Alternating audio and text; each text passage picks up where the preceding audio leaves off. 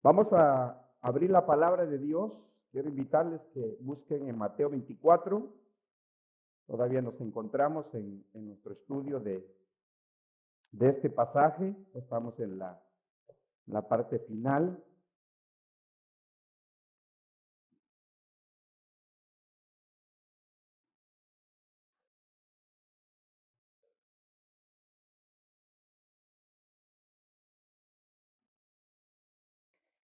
Mateo 24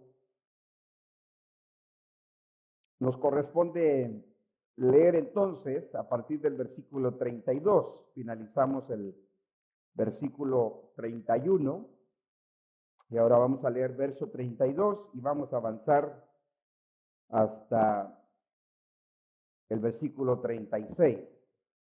¿Lo tenemos? Dice la escritura: de la higuera aprended la parábola. Cuando ya su rama está tierna y brotan las hojas, sabéis que el verano está cerca. Así también vosotros, cuando veáis todas estas cosas, conoced que está cerca a las puertas. De cierto os digo que no pasará esta generación hasta que todo esto acontezca. El cielo y la tierra pasarán, pero mis palabras no pasarán. Pero el día y la hora nadie sabe, ni aun los ángeles de los cielos, sino solo mi Padre. Eso es lo que leemos, hermanos. Pueden sentarse, por favor.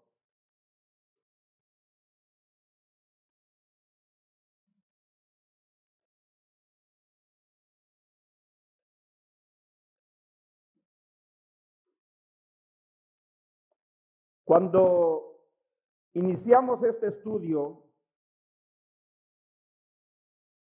creo yo que para nosotros es claro, convincente,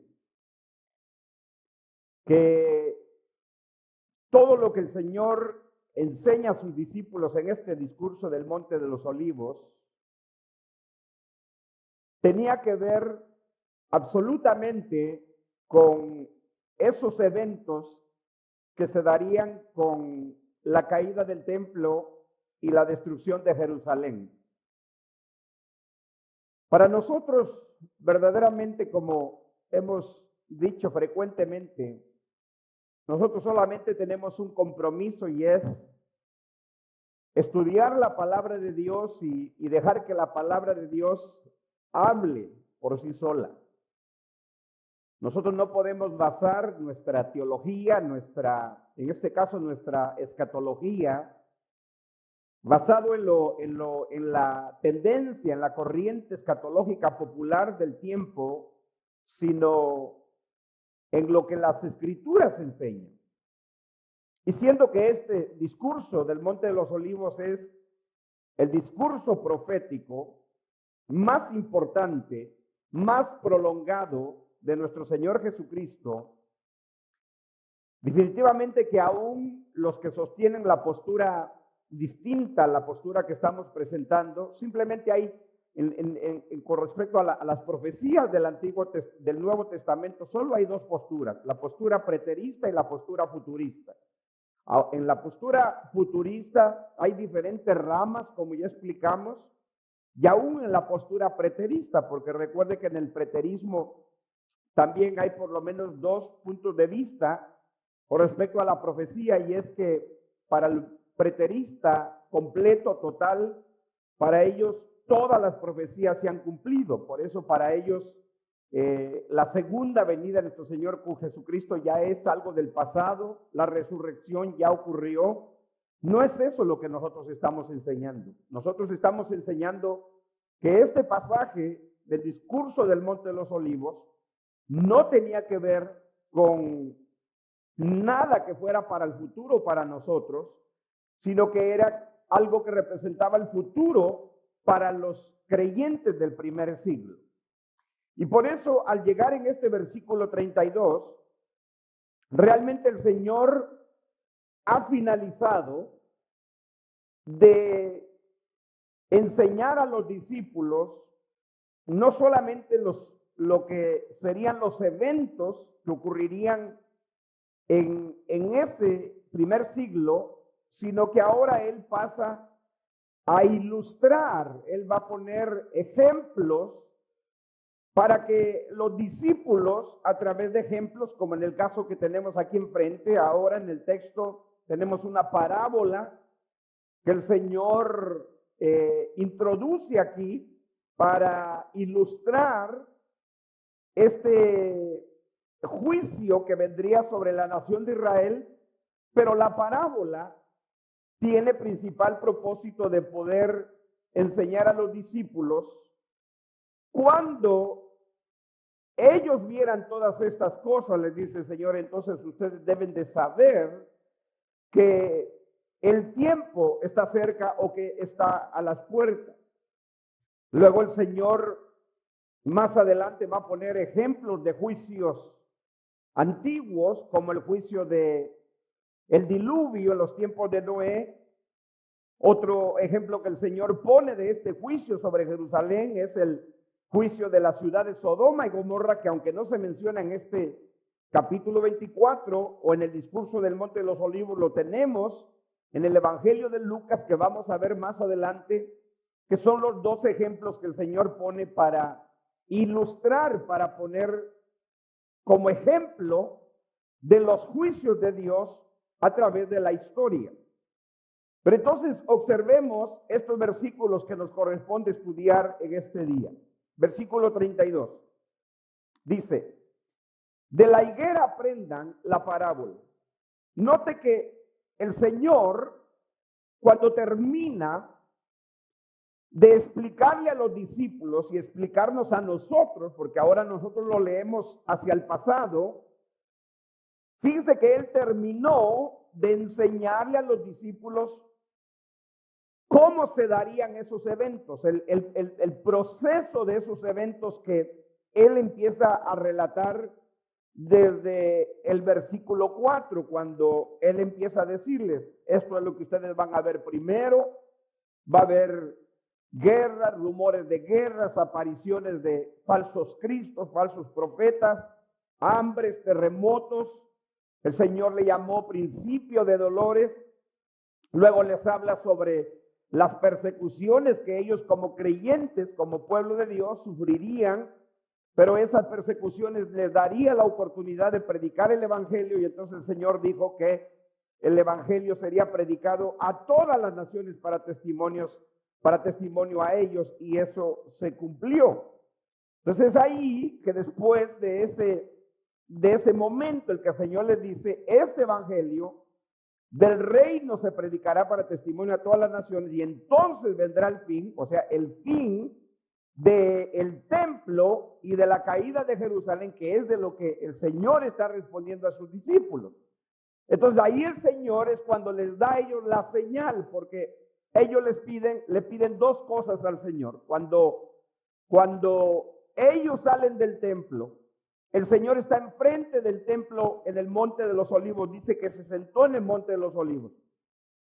4 de los discípulos, dice Marcos, le piden al Señor en privado, le dicen, Señor, dinos, ¿cuándo sucederá esto y qué señal habrá cuando esto haya de acontecer? Entonces son dos preguntas que los discípulos hacen al Señor, que tenía que ver precisamente con lo que estaban hablando. Ellos estaban totalmente impactados por el hecho de que el Señor les dijo, les aseguro que no quedará piedra sobre piedra que no haya de ser derribada. Imagínese usted, para ellos como judíos, que eran, pero judíos creyentes, era realmente impactante oír de la boca de su Señor, a quien ellos habían conocido por varios años, que habían andado con Él, comido con Él, dormido con Él, que prácticamente no se separaban de Él. Ellos sabían que su Señor no mentía, que su Señor no era un simple humano, un impostor. Ellos habían confiado en Él como el Salvador, como el Hijo de Dios, como Dios encarnado.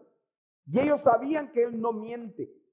Por eso, cuando ellos oyen de la boca de su maestro, les aseguro que no quedará piedra sobre piedra que no haya de ser derribada. Ellos sabían que eso iba a ser así, que el Señor no los estaba espantando, asustando, ni a ellos ni a los judíos, sino que estaba hablando en serio, que era verdad lo que iba a acontecer. Por eso es que cuando el Señor termina de relatarles, de enseñarles, no solo los eventos que se darían, la señal que ellos pedían, cuando ustedes vean a Jerusalén rodeada de ejércitos, entonces los que estén en la azotea no desciendan a su casa a tomar algo. Si estás en el campo, no regreses a tu casa, huye.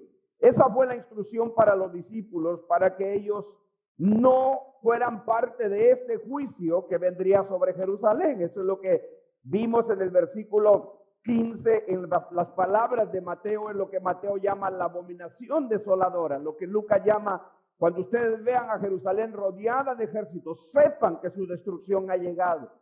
Entonces ellos, la indicación para ellos es que ellos huyeran a los montes, lo cual hicieron, y de esa manera ellos salvaron la vida. Realmente los cristianos perdieron la vida no por el juicio, no por esta gran tribulación de Jerusalén, sobre el juicio de Jerusalén, sino que muchos de ellos perdieron la vida a causa de las persecuciones a través de ese periodo, desde la ascensión de nuestro Señor Jesucristo hasta el juicio de Jerusalén, que más o menos pasaron 40 años, una generación. Entonces estamos hablando, por eso es que cuando uno lee el libro de los Hechos y las cartas de los apóstoles, se da cuenta que la persecución empezó inmediatamente desde que el Señor ascendió a los cielos y los discípulos empezaron a predicar el evangelio.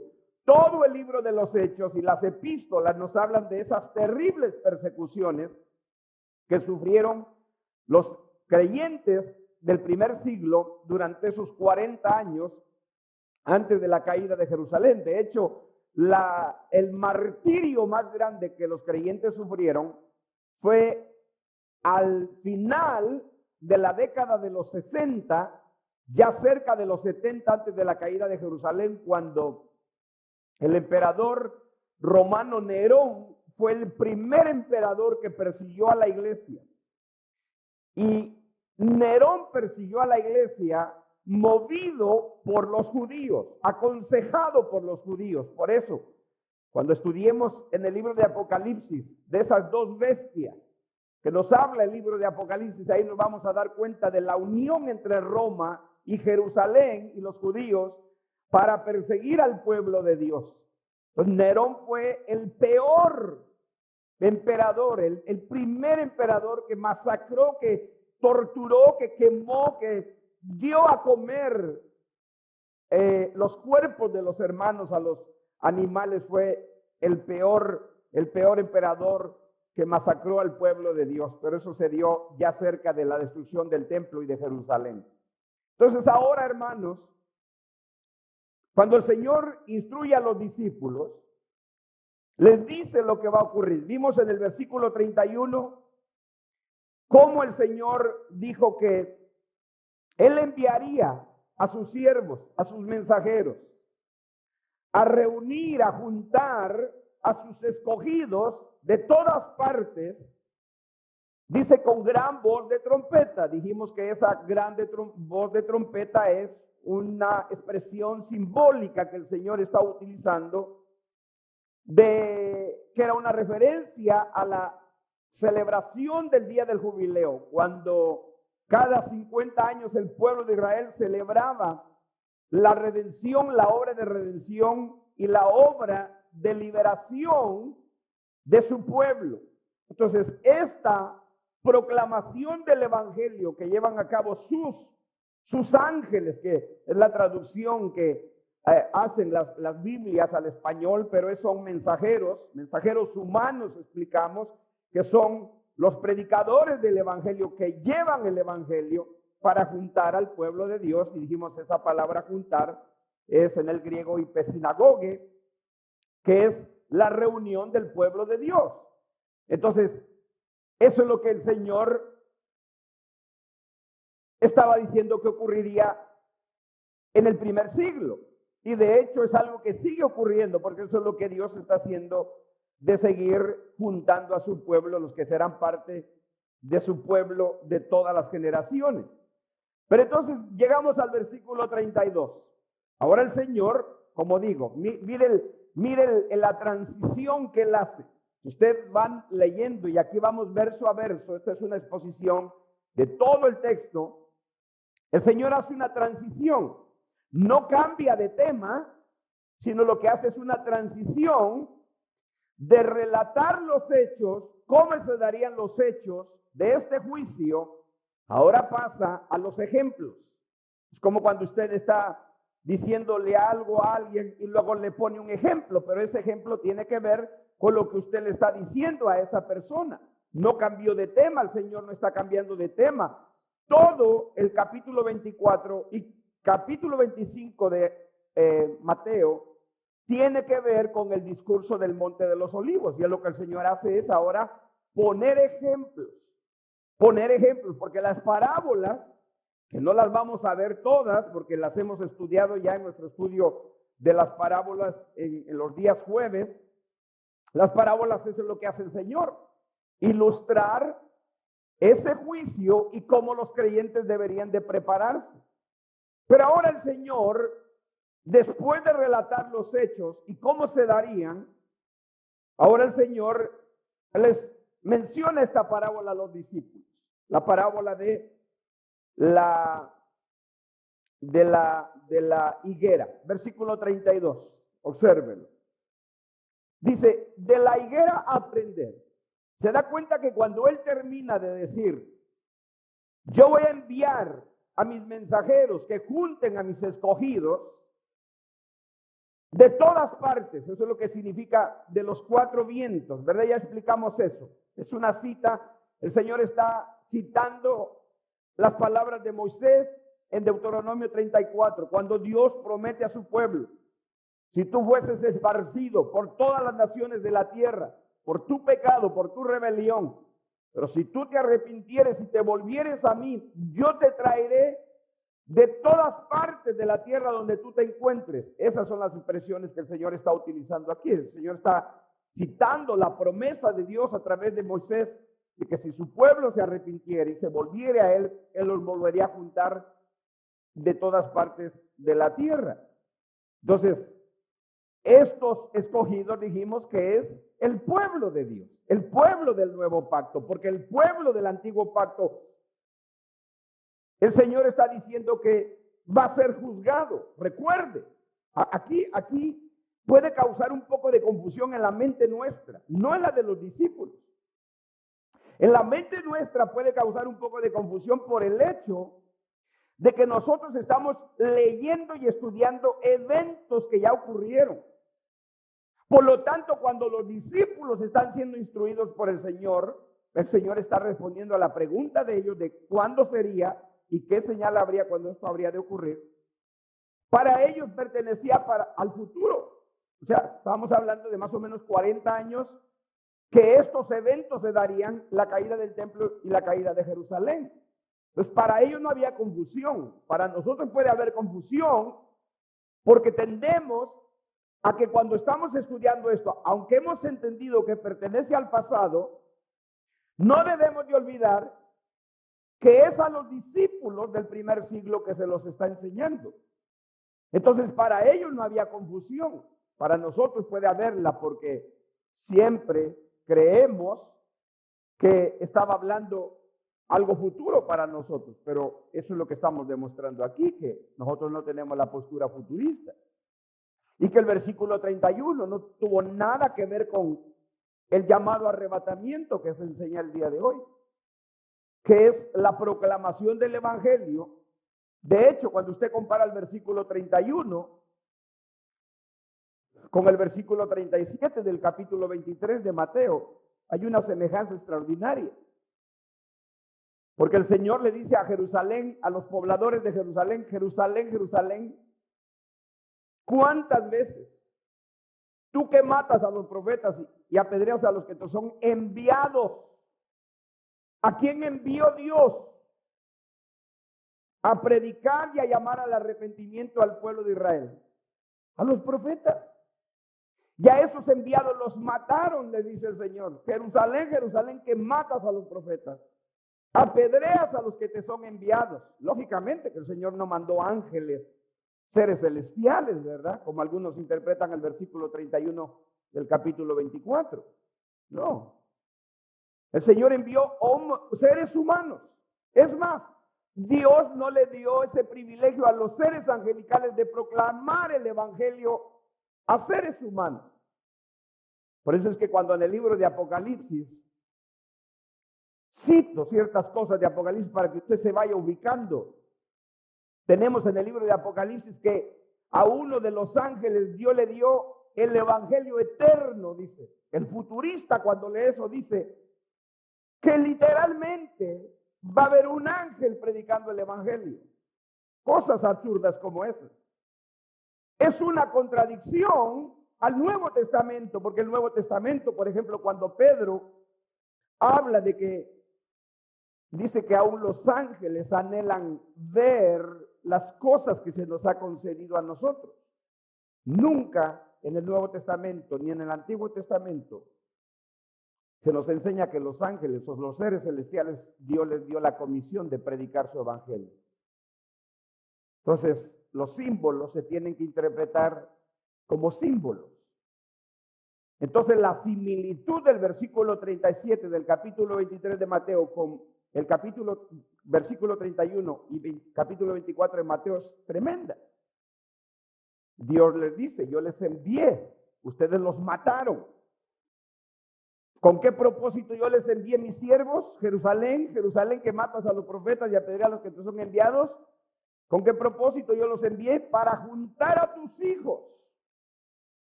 Lo que Dios siempre ha querido con su pueblo. Esas fueron las promesas de Dios a través de Moisés, capítulo 30 de Deuteronomio. Si tú por tu rebelión y por tu pecado, le decía Dios a Israel, fueres esparcido por todos los confines de la tierra. Y esa ha sido la realidad de los judíos a través de la historia. ¿Sí? No solamente se refería al hecho años después, cuando Moisés escribe eso, de aquellas grandes cautiverios, por ejemplo, cuando fueron llevados por los babilonios. Entonces, esa promesa de Dios, si tú fueses esparcido por todos los confines de la tierra, si tú te arrepientes y te vuelves a mí, yo te juntaré y te volveré a recoger, dice, de todos los extremos de la tierra y te traeré otra vez de regreso. Esa es la promesa que Dios está citando, que nuestro Señor está citando con el versículo 31. Y enviará a sus mensajeros, a sus ángeles, que con voz de trompeta junten a sus escogidos de los cuatro extremos de la tierra. Eso es lo que Dios quiso hacer con Jerusalén. Jerusalén, Jerusalén, que apedreas y matas a los que te son enviados. ¿Cuántas veces quise juntar a tus hijos como la gallina junta a sus polluelos debajo de sus alas y no quisiste? ¿Sí? Por lo tanto, porque no quisieron, ¿qué era lo que ellos iban a recibir? Versículo 38 del capítulo 23. He aquí, vuestra casa. ¿Cuál era la casa para el pueblo judío? El templo. Esta es una referencia al templo. He aquí vuestra casa os dejada desierta, desolada. Esa misma palabra es la que encontramos en el versículo 15, cuando Mateo dice, por tanto, cuando veáis en el lugar santo la abominación desoladora, de que habló el profeta Daniel, el que lee que entienda, entonces los que estén en Judea huyan a los montes. Entonces el Señor les dijo, por cuanto ustedes no quisieron, vuestra casa es dejada desierta, desolada, versículo 39. Lea el versículo 39 del capítulo 23.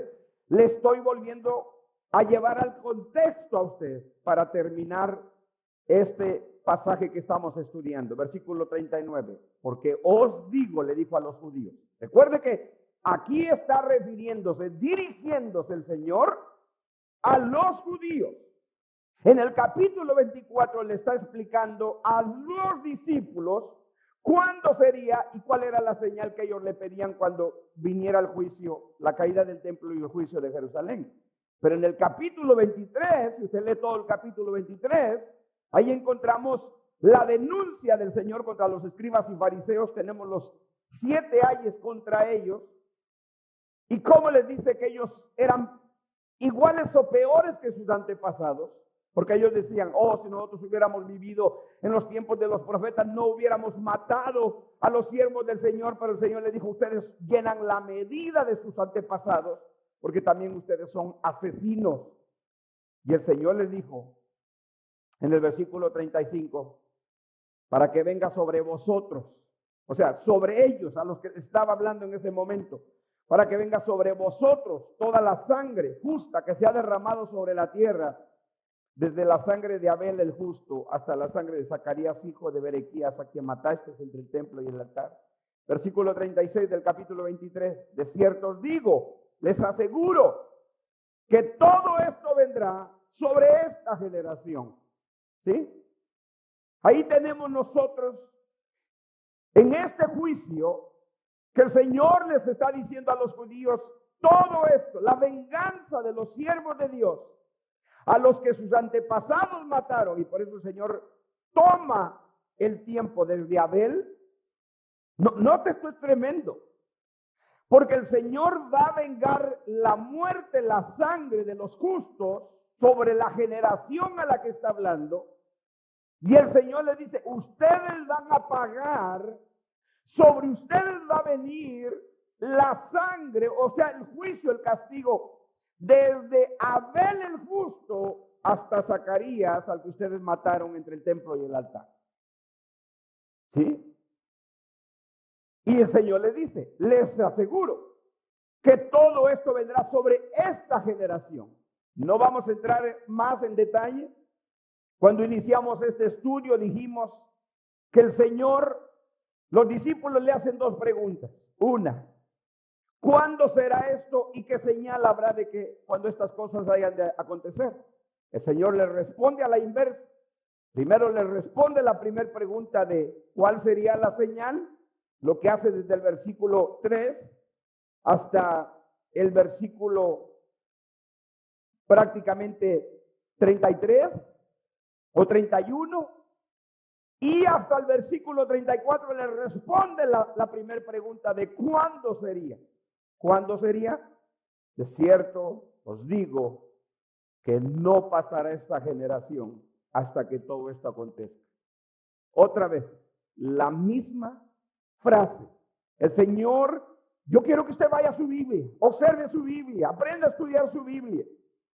En el versículo 36 del capítulo 23, el Señor le dijo a los judíos, de cierto os digo que todo esto vendrá sobre esta generación. La generación que recibiría el castigo, el juicio de Dios, la ira de Dios. Por eso, hermanos, muchas veces, cuando tanto en el Antiguo Testamento como en el Nuevo Testamento se refiere al día de la ira de Dios, ese es otro estudio que vamos a tener, o por lo menos otro aspecto de este estudio. ¿Qué tiene que ver el término la ira de Dios con el juicio del discurso del Monte de los Olivos? Por ejemplo, cuando Juan el Bautista empezó su ministerio de predicación antes de introducir al Señor, ¿qué dijo Juan el Bautista? ¿Qué dijo? El hacha está puesta a la raíz. Y usted va a ver que el Señor, o por lo menos Juan el Bautista, se estaba refiriendo a este juicio. Lamentablemente, la postura futurista nos ha programado a pensar que todo, siempre cuando la Biblia habla sobre la ira de Dios, está refiriéndose a esa tribulación futura que esperan los futuristas. Pero esta era la gran, ¿usted entendió? El único lugar que se habla sobre la gran tribulación es en el discurso del Monte de los Olivos. Y usted dirá, pero ¿y qué del libro de Apocalipsis? Solamente hay una cita en el libro de Apocalipsis de la gran tribulación. Cuando Juan le pregunta al ángel. El ángel le dice, ¿de dónde han venido estos? Los que están con vestidura blanca. Le digo, estos son los que han salido de gran tribulación. Por lo tanto, la gran tribulación es un hecho pasado. Entonces, la ira de Dios tenía que ver con esta tribulación para el judío. Eso es lo que el Señor llama gran tribulación. Por eso es de que Lucas le llama gran aflicción para este pueblo, días de venganza. Y el Señor dijo que todo eso vendría sobre esa generación. Les aseguro, hermano, por el amor de Dios, sería una locura, sería un anacronismo espantoso que usted quiera seguir sosteniendo una postura futurista del discurso del Monte de los Olivos, cuando el Señor en el versículo 36 del capítulo 23 dijo que eso ocurriría en esa generación, y luego ahora el Señor vuelve a decirlo. Les aseguro, versículo 34 de Mateo 24, que todo esto vendrá. ¿Qué dice? De cierto os digo, la misma frase del versículo 36 del capítulo 23. De cierto os digo que no pasará, no pasará. Eso es tremendo. No pasará. Es como si el Señor estuviera diciendo, les garantizo, les aseguro que no terminará esta generación hasta que todo esto acontezca. Y así fue. Así fue. Cuando el Señor enseñó este discurso, estaba en los últimos días de su vida terrenal. Estaba a punto de ser sacrificado en la cruz.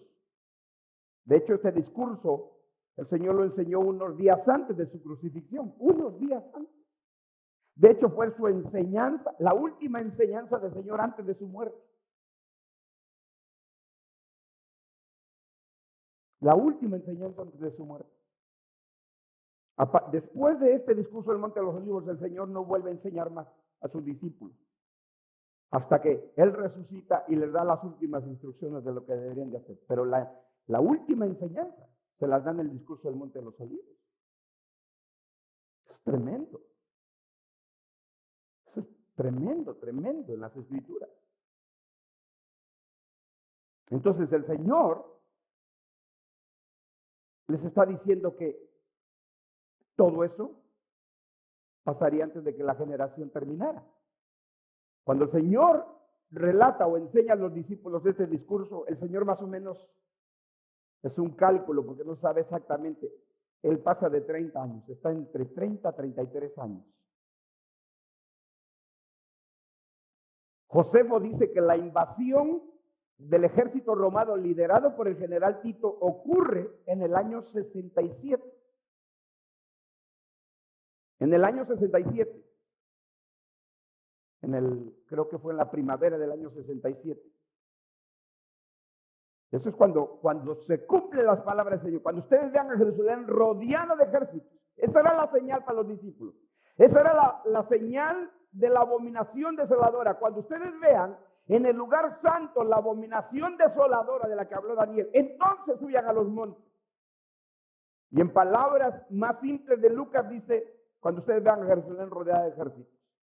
Ya explicamos eso, que no tiene nada que ver con el anticristo inventado por los futuristas, no tiene que ver con la reconstrucción de un futuro templo, nada de eso. Tenía que ver con esa caída del templo del primer siglo. Entonces, ¿qué hace el Señor ahora? En el versículo 33. Versículo 32. Enseñarles una parábola a los discípulos. Versículo 32. De la higuera aprended la parábola.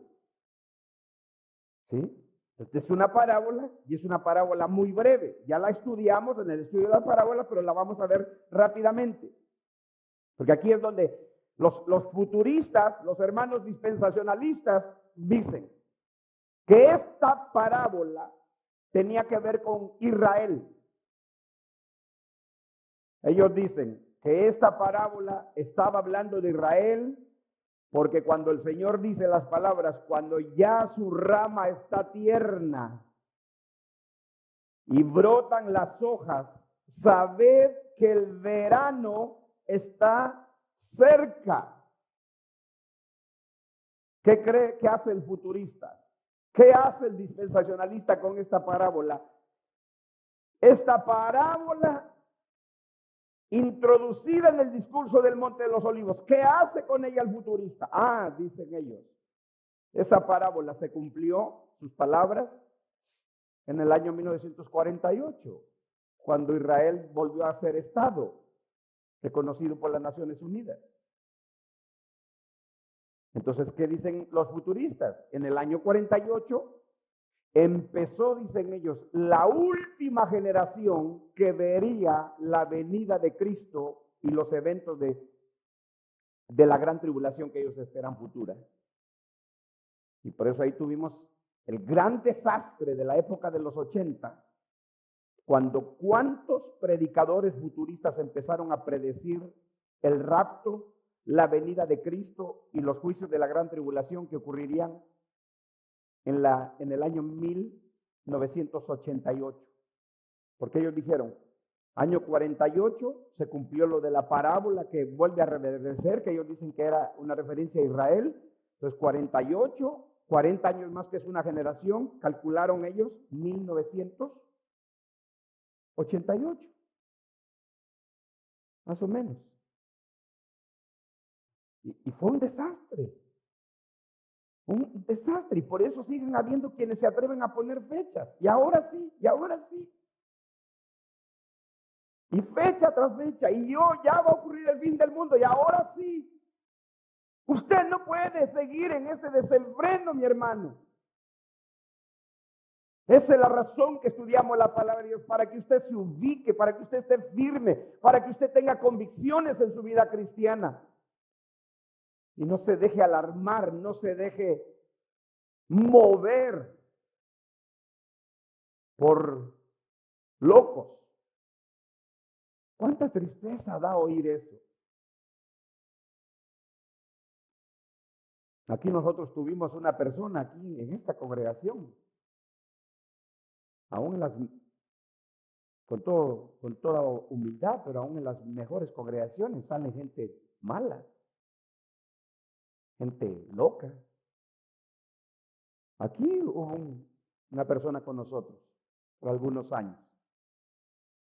Después de haber andado por tantas congregaciones, esta persona llega aquí con su familia, aquí a la iglesia, y parece ser que encontró la verdad.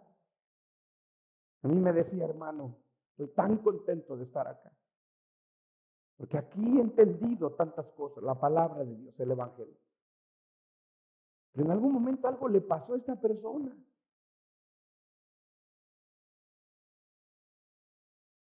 ¿Y qué hizo? Se fue de aquí, quiso hacer su congregación, creía que le iba a seguir la gente, creía que nada más era abrir mi changarro y ya la gente va a venir porque yo soy bien listo, ¿verdad? Eso es lo que mucha gente cree. Por eso, cuando alguien a mí me dice, eso de ser pastor, eso es fácil, hágalo.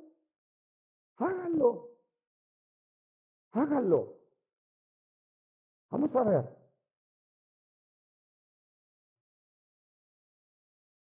Y el otro día yo estaba leyendo un mensaje que le mandó esta persona a un hermano de aquí de la iglesia. Porque una persona que estuvo un tiempo ahí con esta persona regresó aquí a la iglesia, ¿verdad? Y me decía esta persona, dice, llorando cuando regresó aquí a la iglesia, porque le siguió a esta persona. Cuando regresó esta persona a la iglesia, llorando me decía, me equivoqué, hermano, quiero pedirle perdón, no le hice caso, pero quiero volver a la iglesia. Le dije, hermana, usted siempre ha sido de nuestra familia. Qué bueno que por usted misma se dio cuenta. Me dice, me equivoqué, me fui engañada, pero aquí estoy de regreso. Bienvenido. Eso es humildad, reconocer, me equivoqué. Entonces, esta persona, yo le dije a usted, que cuando se fue de aquí a la iglesia me dijo, no es que a mí Dios a mí me ha revelado. Y yo tengo la revelación verdadera de las profecías. Así, cuando me dijo eso, dije, estoy delante de un loco yo. Yo lo sabía. Tengo casi 30 años en este camino, hermano, y he conocido gente de todo tipo, de todo tipo. A mí no me asusta esa gente. Me dije, lo siento, no puede ser que usted se haya engañado de tal manera, que el enemigo le haya engañado de tal manera, para que usted caiga en el error. Y a esa gente le gusta espiritualizar, no es que a mí el Señor y quién sabe qué. Y hay gente que se engaña por eso. Entonces yo leía un texto, porque ya un hermano que le había visitado a esta persona una vez me dijo, ¿qué crees? Dice, está diciendo que el Señor va a volver un sábado, me dijo. De veras, le digo. Y entonces así fue, porque esta persona empezó a enseñar. Entonces no solo se volvió hereje, sino sabatista, creo. Porque empezó a enseñar que el sábado y que el sábado y que el Señor iba a volver un sábado. Y entonces en ese texto que yo leía, en ese mensaje que le mandó a este hermano, dice, usted va a ver, hermano, le dice que cuando estudiemos cómo el sábado, dice, el Señor va a volver el sábado después de esos 7 años de tribulación. Cuando tú lees es una tontería. Es una tontería. Pero esa persona estuvo aquí entre nosotros. Y eso no es extraño. Porque gente que anduvo con Pablo, que fueron parte del ministerio de Pablo y que hasta enseñaban junto con Pablo, se volvieron herejes. Eso no debe de sorprendernos a nosotros. Eso no debe de sorprendernos a nosotros. Qué tristeza que nosotros no entendamos. Y por eso, el Señor cuando hablaba de la higuera, dice, ustedes les pone el ejemplo de la parábola de la higuera. Cuando ya su rama está tierna y brotan las hojas, ¿qué dice? Sabéis que el verano está cerca. Ahora viene la aplicación de la parábola. ¿Por qué propósito se las dijo el Señor? Versículo 33. Así también vosotros. ¿Quiénes son? ¿Quién es la audiencia ahí? Los discípulos. A quienes les está respondiendo las preguntas. ¿Cuándo será esto? ¿Y qué señal habrá cuando estas cosas hayan de ocurrir? Por eso yo le he dicho, todas las sectas, como la de los testigos de Jehová, los mormones y todas las sectas que hoy conocemos, han surgido de una mala escatología. Todas las que hoy son sectas, ¿sabe de dónde empezó su fundamento de ellos? No en la obra de Cristo, no en la obra de redención, no en el evangelio genuino, sino en el asunto del fin del mundo. Por eso no es extraño que los herejes siempre ponen su énfasis en la profecía, en la escatología, cuando eso no es lo fundamental de la fe cristiana. Usted no debe ser un fanático de la profecía, mi hermano, y cómo es esto y cómo es lo otro, y usted va al Apocalipsis y quiere saber cada detallito. Usted es un esquizofrénico de la profecía. Claro que es importante entender, para que no me engañen, para que no crea yo tonterías y fantasías. Pero yo no puedo volverme esa gente. ¿Y qué significa esto? ¿Y qué significa lo otro? Es un error. Es un error. Cosas más importantes. ¿Es importante entenderlo? Claro que es importante entenderlo. Bíblicamente, porque tiene que ver con el reino de Dios. Yo le pregunto a usted, si usted ha seguido este estudio, si usted ha oído uno solo de los estudios, un solo versículo, no va a entender, pero si usted lo está leyendo y ahí está en la página, gratis, dejamos de vender copias aquí en la iglesia, se acabaron las ventas, no importa, está gratis. Y por eso le digo, yo nunca me imaginé lo que esto iba a causar. No solo aquí en la congregación, gente de otros lados, aún gente que se ha ido de aquí, me han llamado, hermano, muchas gracias. Yo nunca esperaba que me hablaran. Gente que se ha ido de aquí y que están en congregaciones futuristas. Ahí está. Gente de Tijuana, gente de... Eso es lo bueno, que a veces la gente, claro, no se atreve a escribir ahí en la página y decir esto, lo otro, pero como ahí está el teléfono y mucha gente tiene mi número, me llaman, me mandan un texto para hacerlo más privado. Y yo, está bien. Por eso aquí yo no menciono quién me ha hablado y a nadie lo voy a decir. A nadie. Es privado. Es lo que Dios está haciendo.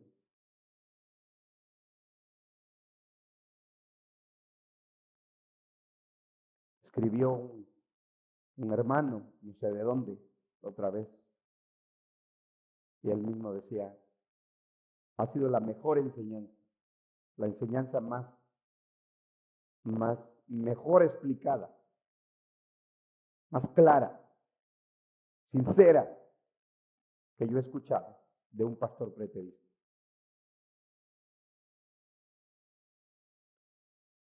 Y la gloria sea para Dios. Eso es todo. Eso es todo. Entonces, el tener una mala escatología me lleva a ideas equivocadas, porque lo que creo sobre el futuro va a influenciar mi presente. Si nosotros como iglesia somos gente que seguimos creyendo de que nosotros somos una generación especial de cristianos y que el Señor nos va a sacar de este mundo, porque no quiere que suframos, entonces solamente nos paralizamos y decimos, ya el Señor viene. Y mire lo que está pasando en el mundo, ya es que ya viene el arrebatamiento, ya el Señor viene y nos vamos y volamos, dice la gente. Eso quisieran volar. Bola de irresponsables, sinvergüenzas, porque no quieren hacer nada. No quieren sufrir por causa del Señor, no quieren predicar el Evangelio. Eso es lo que tenemos que preocuparnos nosotros. Aquí no se trata de... Porque yo estoy seguro que usted dice, bueno, ¿y ahora qué? Si esto es del pasado, usted nos quitó nuestro miedo, pastor. Yo antes le tenía miedo a la tribulación y esperaba el arrebatamiento y me quitó eso. Como que le quité su esperanza. No, yo no le quité nada. Yo lo ubiqué en la verdad. Eso es todo. Entonces pareciera ser que la enseñanza nos dejó sin nada. ¿Y ahora qué? ¿Para nosotros qué hay? ¿De veras? Por eso le digo, lo que yo creo del futuro tiene que ver con mi presente. Si yo sigo esperando que algo ocurra, que una catástrofe y que yo desaparezca de este mundo para irme al cielo, entonces tú vas a vivir así, encerrado, con miedo, no hago nada, solo vivo mi vida a mi manera, gozo, me disfruto, pero no entiendo por qué el Señor me dejó en este mundo. Por eso le digo, a lo mejor estudiamos el libro de Apocalipsis, no versículo a versículo, porque nos llevaría unos 10 años. Pero sí, por lo menos entender todos los personajes del libro de Apocalipsis, porque los personajes en Apocalipsis son personajes, no son personas literalmente.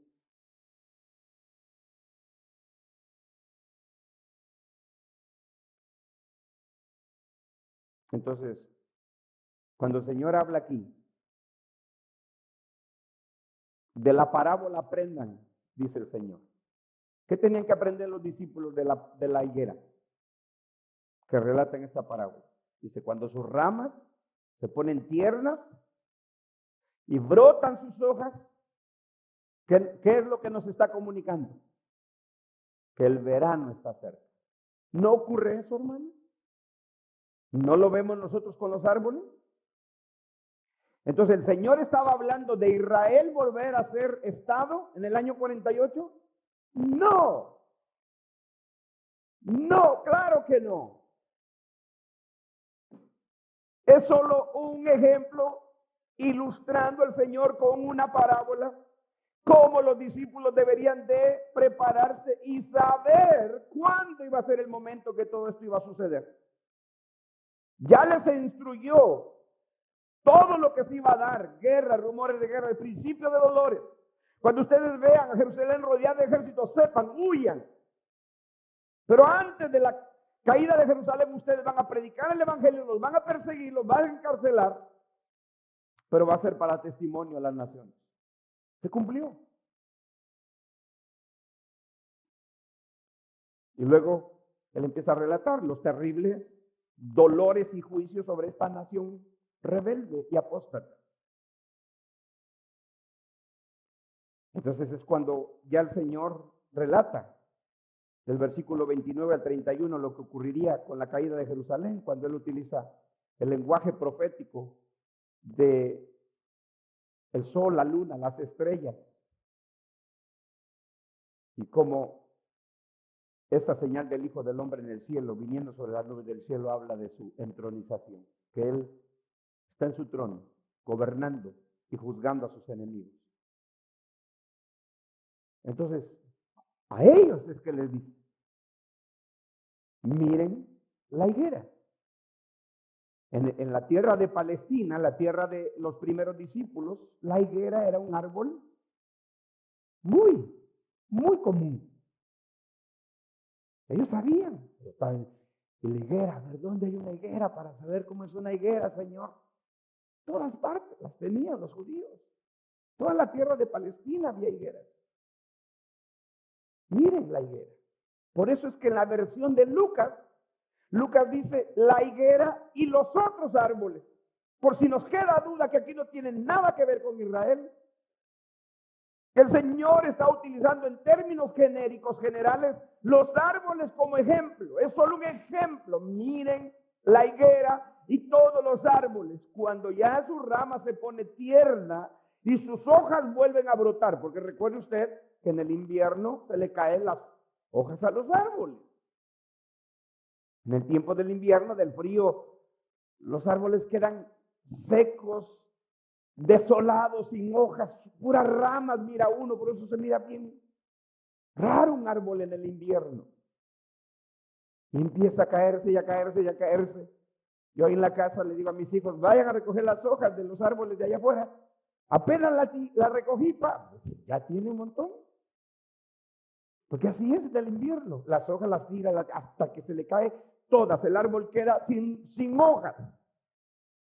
Pero luego, unos meses más, viene la primavera, el árbol, las ramas se ponen tiernas, bonitas, verdes, y empieza a sacar las hojas. Uno sabe que el verano está cerca. Ese es el ejemplo del Señor. Aprendan de la parábola, dice el Señor. Y en la versión de Lucas, en las mismas palabras. En la versión de Marcos dice, de la higuera aprended la parábola, cuando ya su rama se pone tierna y echa sus hojas, sabed que el verano está cerca. En la versión de Lucas dice, y le refirió una parábola. Mirad la higuera. ¿Y qué? ¿Tiene Marcos? Lucas 21, versículo 29, ¿qué dice? Estamos leyendo los tres pasajes paralelos. Obsérvelo, abra su Biblia. Estaba hablando el Señor de Israel, volviendo a ser nación otra vez o estado. Era una referencia al año 48, como dicen los dispensacionalistas futuristas. Claro que no. Claro que no. Y le refirió una parábola, Lucas 21, verso 29, y le refirió una parábola. Mirad la higuera, ¿y qué? Y todos los árboles. Si el Señor estuviera hablando de la higuera, refiriéndose a Israel, entonces todos los árboles serían todas las naciones. Y le refirió una parábola. Mirad la higuera, dice Lucas, y todos los árboles. Eso es interpretar la Biblia con la misma Biblia. Aplicando el mismo principio hermenéutico. Es como cuando en Mateo que él está hablando en términos más judíos. Usted, no sé si usted lo ha notado, pero cuando lea los evangelios, usted se dará cuenta que, por ejemplo, Marcos y Lucas explican costumbres que los judíos tenían.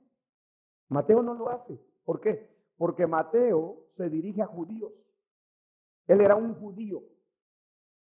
Y por eso en el Evangelio de Marcos o de Lucas, ellos tienen que explicar y dice, porque esto era costumbre de los judíos. Y usted dice, pero ¿por qué ellos dicen eso? Porque ellos están escribiendo a audiencia gentil. Por eso ellos tienen que explicarle a hermanos, a creyentes gentiles, las costumbres de los judíos. Pero Mateo no lo hace porque su audiencia era judía, creyentes judíos.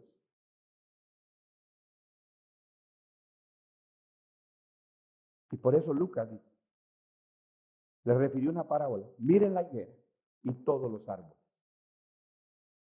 Y todos los árboles.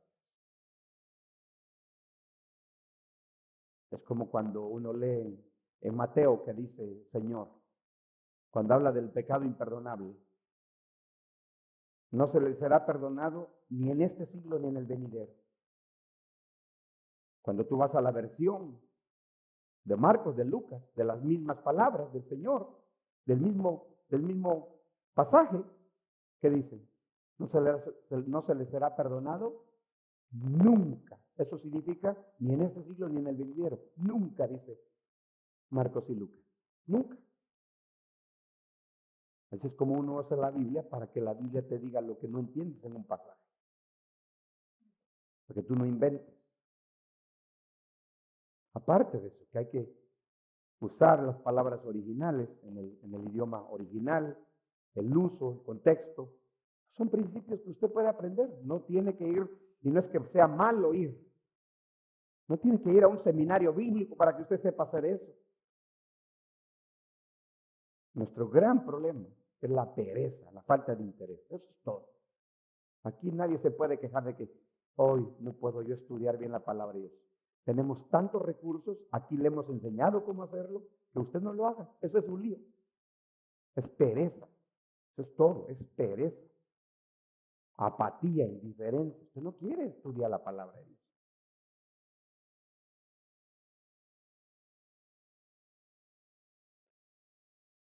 Entonces dice el Señor, volvemos al texto de Mateo, porque es nuestro texto base. Miren la higuera. Cuando ya sus ramas, ¿qué dice? Están tiernas, brotan las hojas, verso 32. Sabéis que el verano está cerca. Versículo 33. Así también vosotros, otra vez, a los creyentes, a los discípulos. Así también ustedes, en palabras muy en el español actual, ustedes, porque nosotros no somos españoles para decir vosotros. Recuerde que la Reina Valera es una traducción española. ¿De acuerdo? Reina, Valera, Reina era uno de los traductores, Valera era el otro. Y ambos eran españoles. Entonces ellos, la Reina Valera es una traducción española, no solo al español, sino versión española. Nosotros, aquí en Latinoamérica, por lo menos en México, no decimos vosotros cuando nos referimos a ustedes. Nosotros decimos usted, ustedes. No utilizamos vosotros. Entonces, por eso cuando el Señor les dice, así también ustedes. ¿Quiénes son ustedes? Los discípulos. ¿Con quién está hablando? Con 4 de ellos. No olvide eso, por favor. Con 4 de ellos les está explicando el discurso del Monte de los Olivos. Y luego los escritos de Mateo, Marcos y Lucas se dio a conocer a todo el pueblo de Dios del primer siglo, lo que el Señor enseñó a esos 4 discípulos. Y eso es lo curioso, que ninguno de los 4 que oyeron este discurso en privado del Señor, ninguno de ellos escribió, solo Juan, pero fue en la versión de Apocalipsis, en literatura apocalíptica. ¿Quiénes estaban ahí, esos 4 con el Señor? ¿Quiénes eran? Exacto.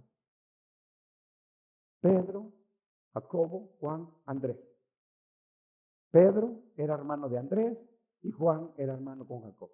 2 pares de hermanos. Ninguno de ellos lo escribe, el discurso del Monte de los Olivos. Por lo tanto, los que lo escriben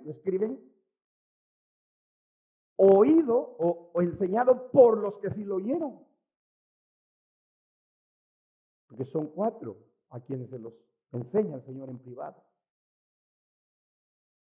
Entonces, cuando se escriben los primeros libros del Nuevo Testamento, y de hecho, los preteristas creemos que todo el Nuevo Testamento fue escrito antes de la caída del juicio de Jerusalén. Imagínense, el discurso del Monte de los Olivos, el Señor lo enseña 40 años antes de que suceda. 40 años, una generación. El libro de Apocalipsis, creemos que se escribió antes de la caída de Jerusalén, solo fue unos años antes de la caída de Jerusalén. Por eso, si estudiamos el libro de Apocalipsis, vamos a ver el hecho del tiempo. Por eso, cuando el Señor le dice a Juan en el Apocalipsis, esto va a suceder pronto, era pronto, no 2000 ni 3000 años después. Pronto, era cuestión de años, porque el Apocalipsis más o menos fue escrito por ahí del año 60 y algo.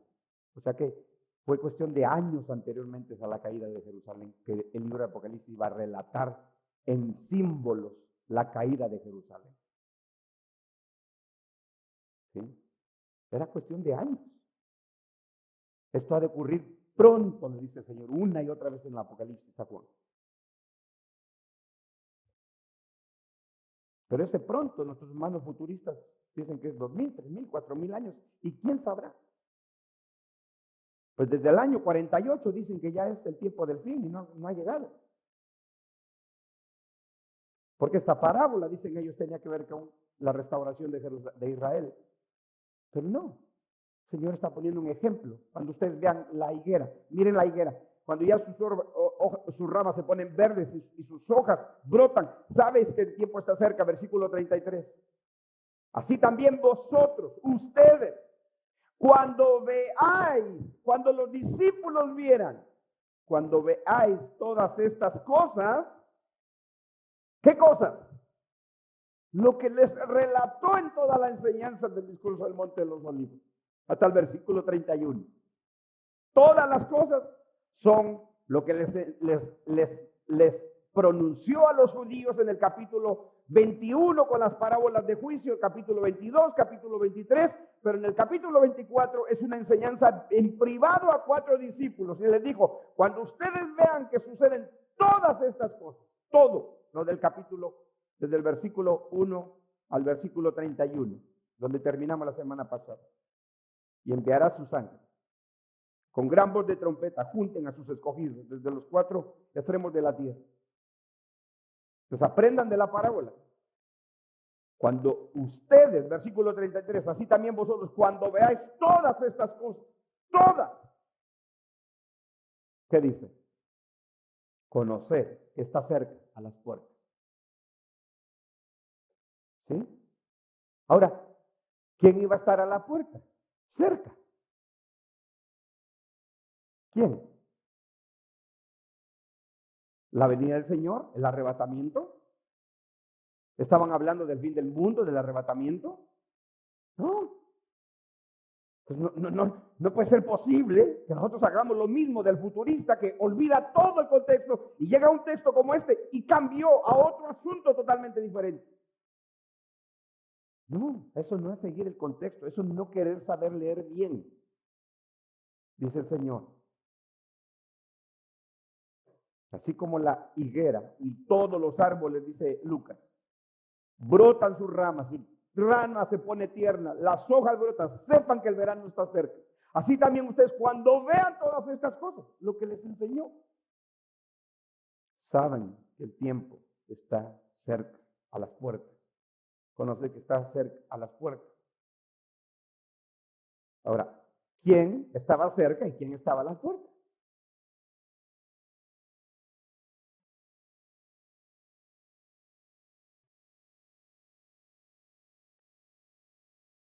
El Señor. Pero el Señor en su venida en juicio a esta nación. Por eso es de que se va a comparar este juicio con el juicio del diluvio. Si usted brinca al versículo 37, que no es lo que vamos a ver hoy, dice, más como en los días de Noé, así será la venida del Hijo del Hombre. Otra vez. Entonces, cuando usted llega al versículo 37, usted no puede creer de que ahora sí está hablando de la segunda venida, del día del arrebatamiento, del final del mundo, y olvidar que el Señor sigue hablando del mismo evento, de los mismos eventos. Solo que está ejemplificándolos. Utiliza esta parábola. Luego en el capítulo 25 vuelve a utilizar más parábolas para ilustrar. Prepárense, estén alertas. Ya las estudiamos y no vamos a entrar en ello. Si usted no viene los jueves es asunto suyo. Es lo mismo que hace con el juicio del diluvio. Es un ejemplo. Y cuando estudiemos el ejemplo del diluvio y el juicio de Sodoma y Gomorra, usted se va a dar cuenta que no es una referencia al arrebatamiento, porque aquí no está hablando del arrebatamiento. El versículo 31 no es el arrebatamiento, todo se cumplió en el primer siglo.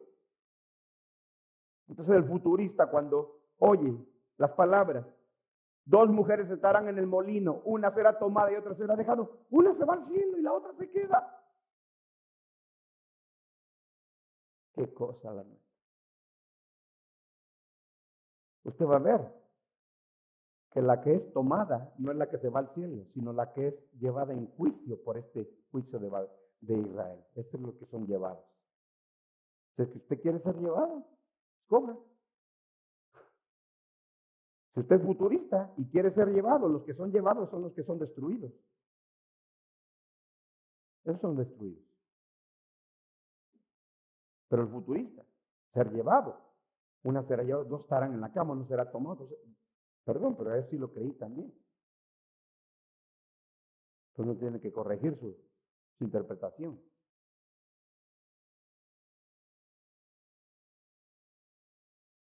Entonces el Señor, cuando dice, de la higuera aprende la parábola, cuando sus ramas están tiernas, brota sus hojas, el verano se acerca, así también ustedes, le dice a sus discípulos. Cuando vean todas estas cosas de los que le relató en la enseñanza, sepan que está a la puerta. ¿Quién está a la puerta? El Señor, pero no es su venida literal. Esa es la venida del versículo 30. Entonces aparecerá la señal del Hijo del Hombre en el cielo y entonces lamentarán todas las tribus de la tierra y verán al Hijo del Hombre viniendo sobre las nubes del cielo con poder y gran gloria. Y ya explicamos ese texto, ¿verdad que sí? Que no tiene nada que ver con una venida del Señor literal, física, que no habla de su segunda venida, está hablando de ese juicio, de su entronización, que el Señor está citando a Daniel, cuando Daniel en visión dice, miré, cuando uno semejante a hijo de hombre vino al anciano de días que estaba en el trono, dice, vi tronos y a uno anciano de días, y luego vi a uno hijo de hombre que venía, o sea, estaba subiendo hacia el anciano de días. Entonces es una ascensión. Entonces cuando el Señor cita el versículo 30, hablando de que verán al Hijo del Hombre viniendo sobre las nubes del cielo, está hablando de su ascensión, de su entronización, porque él es diciendo, yo estoy sentado en mi trono juzgando a mis enemigos. Entonces el Señor le dice, cuando ustedes vean todas estas cosas, la destrucción de Jerusalén, la caída del templo, ahora les dice, cuando ustedes vean todo esto, sepan que Él está a las puertas, que está cerca, a las puertas. Eso es lo que dice Marcos. Así también vosotros, cuando veáis que suceden estas cosas, sabed que Él, está hablando de una persona, Él está cerca, a las puertas. En la versión de Lucas dice, así también vosotros, cuando veáis que suceden estas cosas, sabed que el reino de Dios está cerca. Dicen las palabras de Lucas, él habla del reino de Dios, que estaba cerca. Eso fue lo que el Señor le dijo a sus discípulos anteriormente. ¿Se recuerda que lo leímos? Les aseguro que algunos de ustedes que están aquí no probarán la muerte. ¿Lo leímos, sí o no? Algunos de ustedes no verán la muerte, no pasarán por la muerte, hasta que hayan visto venir al Hijo de Dios en su reino. ese texto está en total armonía con el discurso del Monte de los Olivos. O cuando el Señor, aquí viene otro texto, ponga atención, ¿se recuerda en el Evangelio de según San Juan? Cuando el Señor le dice cuando Pedro le dice al Señor, el Señor ya había resucitado. Y Juan le sigue, Juan el apóstol sigue al Señor. Y Pedro le dice, Señor, ¿y este qué? ¿Han leído ese pasaje? ¿Y este qué? Le dice, hablando de Juan. Pedro le dice al Señor, ¿y este qué? Y le dice el Señor a Pedro, le dice, si yo quiero que él quede hasta que yo venga, ¿a ti qué te importa? ¿A ti qué? Le dijo. Pues, ¿qué crees? Y dice Juan que ese dicho se propagó por todos los cristianos y los hermanos de aquel tiempo del primer siglo, de que Juan nunca moriría. Pero el Señor, dice Juan, no estaba diciendo que Juan no moriría, sino solamente le dijo, si yo quiero que él quede hasta que yo venga, ¿a ti qué? Y así fue. Juan fue uno de los que vio esa venida, vivo, ese juicio sobre Jerusalén. Fue uno de los pocos. De hecho, la mayoría de los apóstoles del Señor Jesucristo murieron masacrados y decapitados y a filo de espada antes del juicio de Jerusalén. Juan estaba vivo. Él estaba desterrado en la isla de Patmos, donde recibe el Apocalipsis.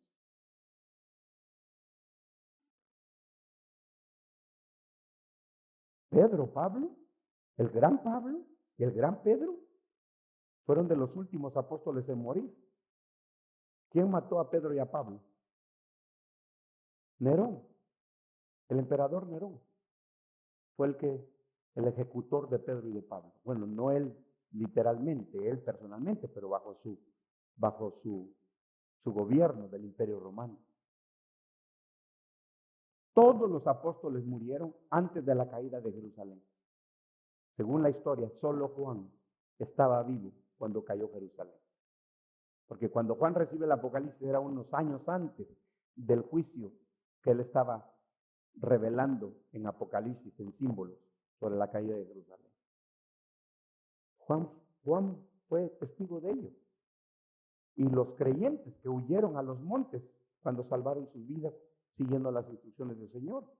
Por eso, cuando en Apocalipsis dice que el Señor dice que al dragón se le hizo dar a perseguir a la mujer y la persiguió, dice, al desierto. Dice que el Señor la llevó al desierto donde estaba, la tenía preparada un lugar en el desierto. ¿Ya usted va a entender eso? Es maravilloso. Esa es la iglesia, los creyentes que huyeron al desierto. Ahí el Señor los guardó.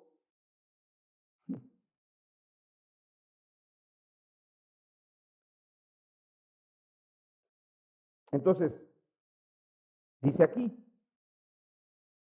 así también vosotros, cuando veas estas cosas, sabed que está a las puertas. Versículo 35, versículo 34. Esto es tremendo. Si usted ignora el contexto del pasaje, de la enseñanza del discurso del Monte de los Olivos, usted lo va a malinterpretar. El contexto es el capítulo 21, 22, 23.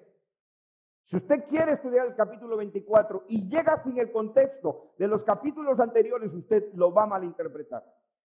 Si usted trae el contexto y llega al capítulo 24 y olvida la indicación del tiempo del versículo 34 en Mateo 24, el versículo 30 de Marcos 13 y el versículo 32 de Lucas 21, usted va a torcer el pasaje.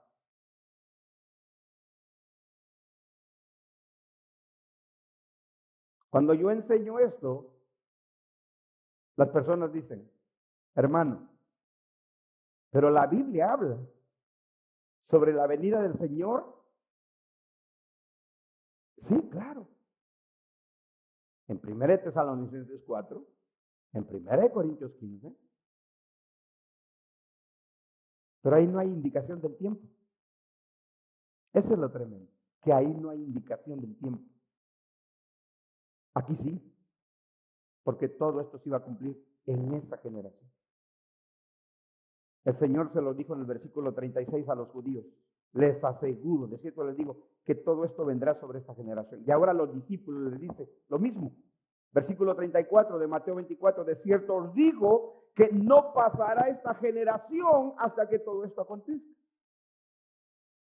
Si usted está oyendo por primera vez este estudio, lea, escuche el primer estudio que tenemos ahí en la página. El estudio le titulamos No pasará esta generación hasta que todo esto se haya cumplido. Ahí está, fue el primer estudio, el primero o el segundo estudio. Ahí está. No vamos a explicar este texto otra vez porque ya lo explicamos y fuimos a los textos donde el Señor en otras ocasiones dijo esta generación, para referirse el Señor a la generación que estaba hablando. Esta generación perversa y maligna demanda señal. Cuando los judíos le dijeron, muéstranos señal de que tú eres, el Señor le dijo, esta generación perversa y maligna pide señal, pero no les da señal sino la del profeta Jonás. El Señor estaba hablando a esa generación, a la misma generación. Y no como nuestros hermanos futuristas quieren torcer el significado de esta generación diciendo aquella generación, la generación que le toque vivir y que vea todo esto. Entonces el versículo 34 de Mateo 24, el versículo 30, y es tremendo. Uno no puede caer en eso que enseñan algunos futuristas de que Mateo y Marcos sí hablaban del juicio del mundo, del fin del mundo, y que solo Lucas hablaba del juicio de Jerusalén. Así dice uno de los más grandes futuristas de los Estados Unidos. El hermano Thomas Ice, que es uno de los líderes del dispensacionalismo aquí en Estados Unidos. Él dice que Marcos y Lucas, Mateo y Marcos, hablaban más del fin del mundo y que Lucas habla más del juicio de Jerusalén. Por eso yo le decía que al principio de este estudio yo quería ponerle aquí en la pantalla los 3 pasajes, así como yo los tengo aquí. Mire, aquí. Y por eso lo puse aquí. Cuando habla de la parábola lo tengo morado, porque el color va un poquito ahí con... ¿no? Aquí está. Y después de la parábola, de la instrucción de la parábola de la higuera, inmediatamente los 3 concuerdan aquí en el color verde. Dice, en verdad os digo que no pasará esta generación en la versión de Marcos, de Lucas. En la versión de Lucas, inmediatamente después de la parábola, en verdad os digo que no pasará esta generación. En la versión de Mateo, después de la parábola, en verdad os digo que no pasará esta generación. ¿Cómo no podía estar hablando de lo mismo? Los tres.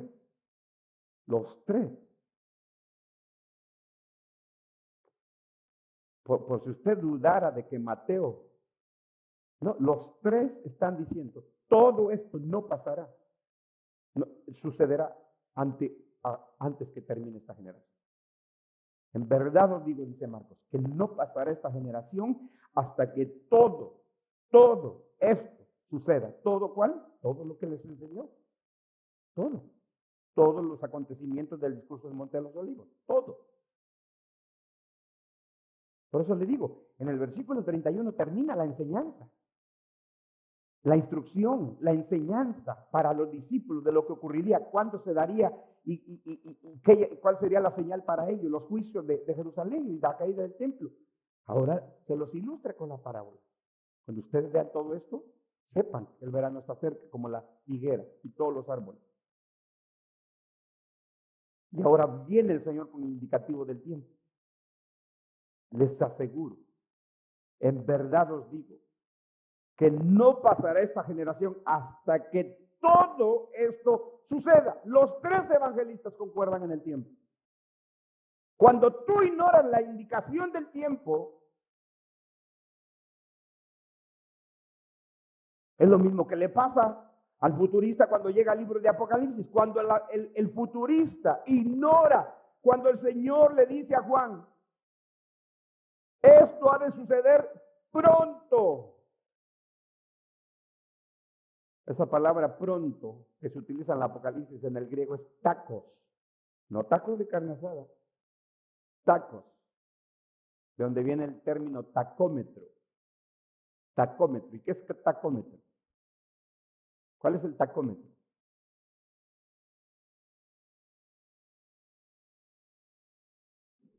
El tacómetro Es un aparatito que mide la velocidad en los carros, en los automóviles. Y cuando usted acelera en su carro, ¡zum!, sube la aguja del tacómetro. ¡Zum! Imagínense que la aguja 100, 200, 300, 400, 500 años. No. Tacómetro. Zoom, rápido, pronto. A la mano. Esto ha de suceder pronto. No 2000, 3000 y 4000, ¿saber cuándo? Lo mismo ocurre con el discurso del Monte de los Olivos. Si tú ignoras la indicación del tiempo, el Señor está respondiendo a la primera pregunta de los discípulos.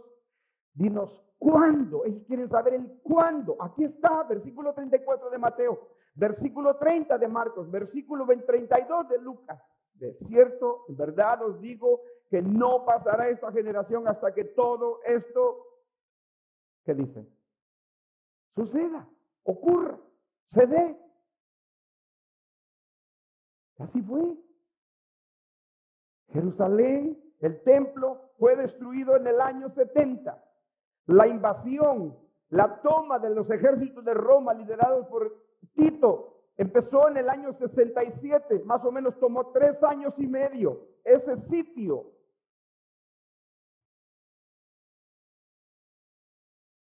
Jerusalén cayó en el año 70, el templo fue destruido. Más de 1 millón de judíos, rebeldes y apóstatas, fueron masacrados. Y más de 1 millón, de hecho, las estadísticas más liberales dicen que casi 2 millones de judíos fueron llevados, vendidos esclavos a otras naciones, como el Señor lo predijo en palabras de Lucas. Y serán muertos a filo de espada y seréis llevados cautivos a todas las naciones.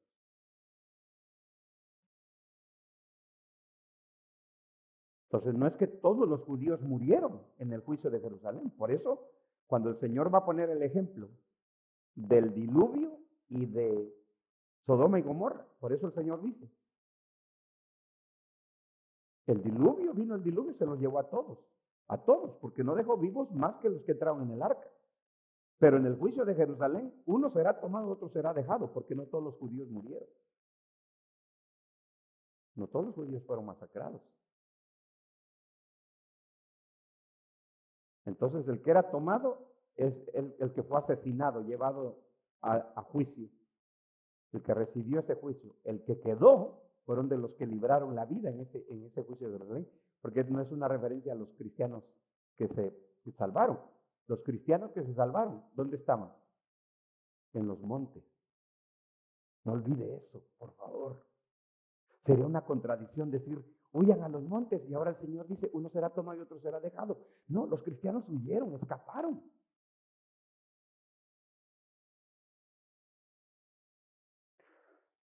Entonces dice, versículo 35.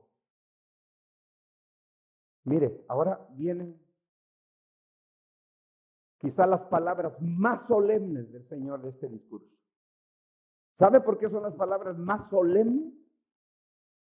Porque el Señor está comprometiendo su palabra como hijo de Dios y como Dios quiere.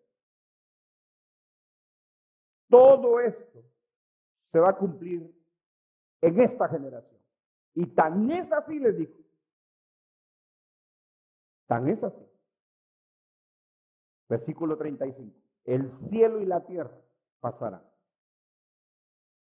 pero mis palabras no pasarán. ¿Qué le parece?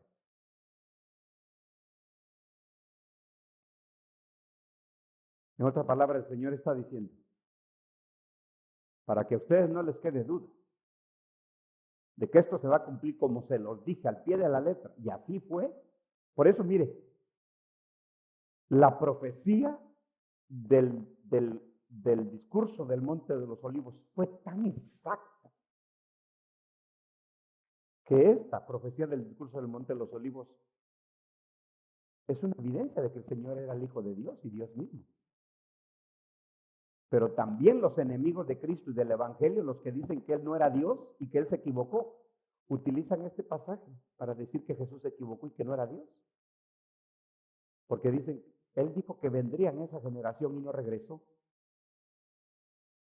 Porque el enemigo del evangelio toma las palabras como el Señor las dijo, esta generación. Y Él dijo que vendría en esa generación y no vino. Porque el enemigo del evangelio oye al futurista que dice que Jesucristo estaba hablando de su segunda venida. Pero el preterista tiene una respuesta, dice, es que Jesús no estaba hablando de su segunda venida. Está hablando de la caída, del juicio de Jerusalén. Y se cumplió.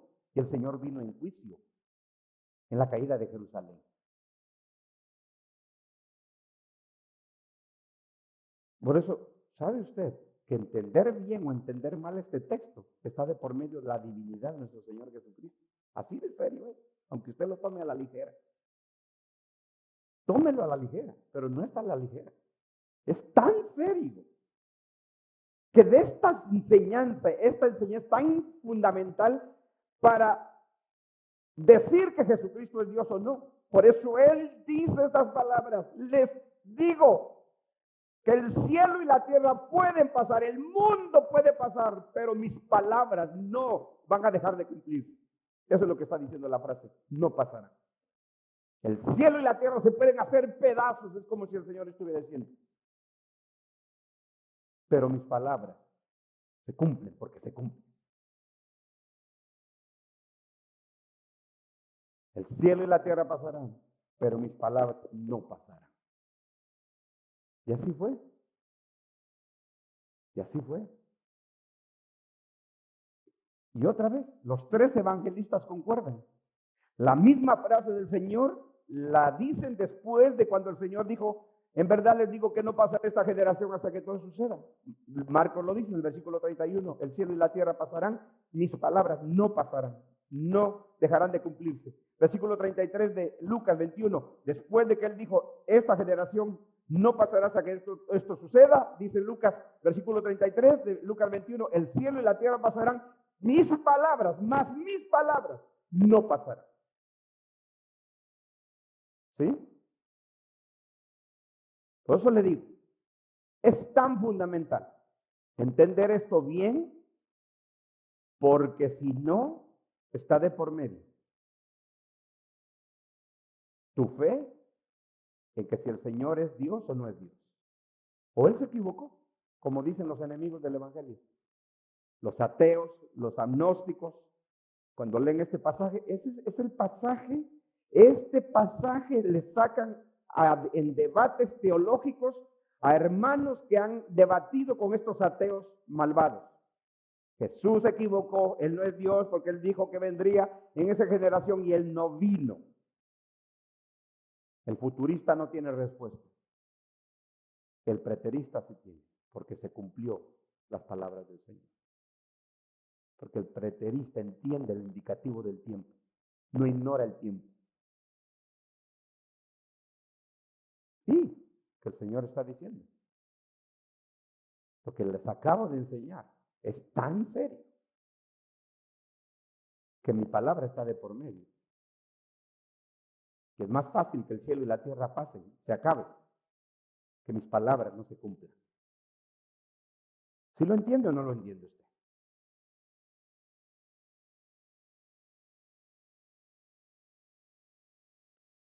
Ahora, versículo 36, ahí finalizamos.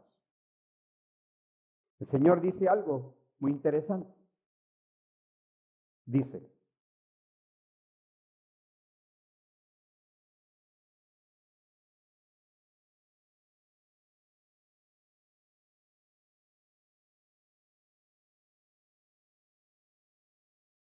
pero el día, pero del día. Otra vez, el Señor sigue con el aspecto del tiempo. El Señor está respondiendo a la primer pregunta de los discípulos al final, ¿verdad que sí? ¿Cuáles eran las dos preguntas? Dinos, ¿cuándo sucederá esto? ¿Y qué señal habrá cuando esto haya de cumplirse? La primera pregunta la responde en el transcurso del discurso. La primera pregunta, la del tiempo, la responde en el versículo 34. Les digo que no pasará esta generación hasta que todo esto se cumpla. Y parte de la respuesta del tiempo que sería en esa generación es el versículo 36. Pero el día y la hora nadie sabe. En otras palabras, este acontecimiento, este juicio, que sería el más terrible para los judíos en su historia, por eso el Señor utilizó las palabras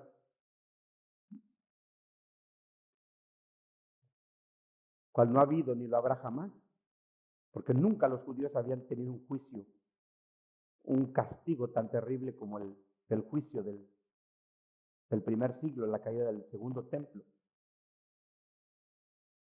Que el Señor dice a los discípulos, les puedo dar cuándo, el indicativo de que no pasará la generación, pero no les puedo decir el día y la hora. En otras palabras, no les puedo decir la fecha exacta. Aquí viene una buena pregunta. Ya termino. Usted que usted tiene hambre.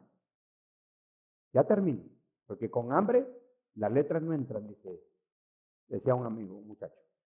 Le digo, ¿y usted fue a la escuela? Me dijo, no, yo solo fui hasta tercero de primaria porque cuando uno tiene hambre las letras no entran.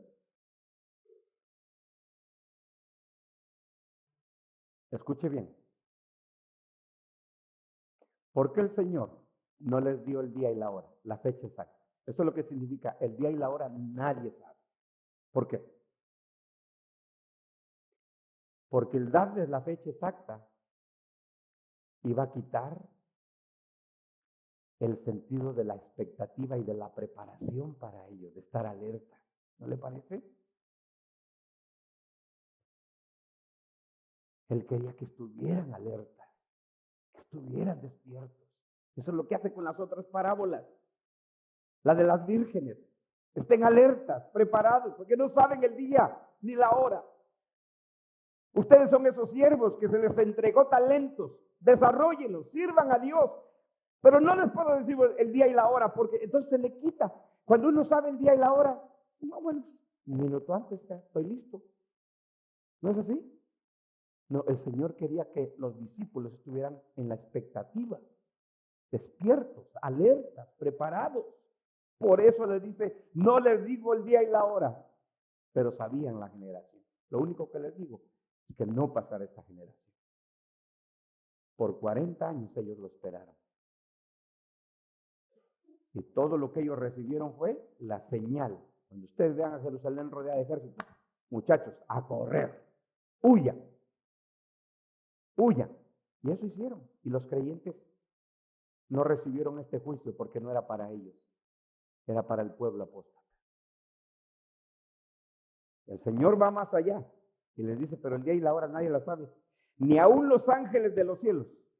Hace una distinción de los ángeles, de los mensajeros del versículo 31, que son predicadores, siervos de Dios. ¿Verdad que sí? Ya explicamos eso. Aquí está hablando de los ángeles, de los seres angelicales. Ni los ángeles del cielo saben esto. Aunque ellos están y entran a la presencia de Dios, como diciendo el Señor, pero ni ellos saben. ¿Quién es el único que sabe el día y la hora?